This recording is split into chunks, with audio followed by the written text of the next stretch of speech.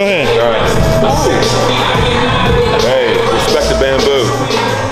So right now we are doing earthquake bar curls. And trust me, these are much harder than your traditional steel bar because the weight stabilizing, right? The kettles are moving. Your core has to get engaged. It takes a lot more energy to stabilize this weight, and more muscles are being used also. So let me show you real quick.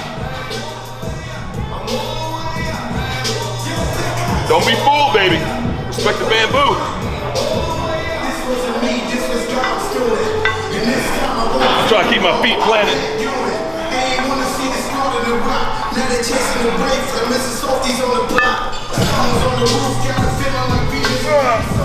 Keep my core tight.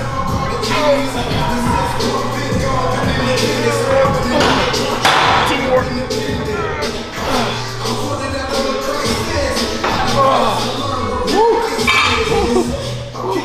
Everything's working. Everything.